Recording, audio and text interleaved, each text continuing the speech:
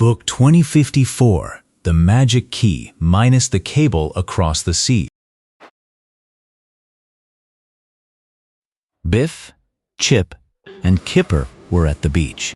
Kipper tried to shout across the ocean to a ship sailing far away, but the wind blew his voice away. "I wish we could talk across the sea instantly," sighed Kipper. In his room, the magic key began to glow. The magic took them to the stormy deck of a giant steamship, the Agamemnon, in the middle of the Atlantic Ocean in 1858. Sailors in thick wool coats and hats were rushing around as waves crashed against the wooden hull. A man with a thick beard and a determined face, Cyrus West Field, was looking out at the dark, crashing waves. He was supervising a massive, heavy iron telegraph cable being uncoiled from the ship's hold. Cyrus Field explained that this underwater cable would connect two continents. "This is our 5th attempt," he said. "The other cables all snapped and sank into the deep ocean, but I refused to quit."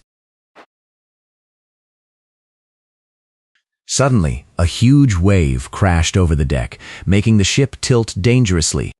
The heavy iron cable began to spin out of control from its massive metal spool, making a terrible screeching noise.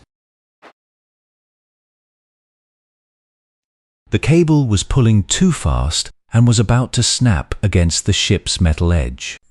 The sailors shouted, but they were too afraid of the thrashing iron to get close to the spinning machinery. Kipper spotted a wooden brake lever near the base of the spool. Chip ran forward and pulled it with all his might, slowing the heavy cable just in time to stop it from snapping. But the captain of the ship looked very angry. "Who are these strange children?" he shouted over the wind. "They are not crew. They must be bad luck, and they caused the storm." "Catch them," ordered the captain. Biff, Chip, Kipper, and Floppy had to scramble over wet ropes and slide under wooden barrels on the slippery deck as the sailors chased after them.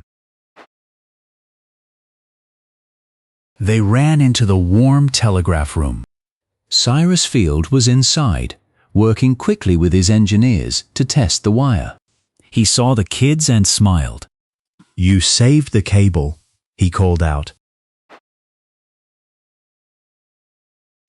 Cyrus Field tapped a metal key, sending the very first message under the ocean to America. The machine clicked, and a reply came back from the president in minutes.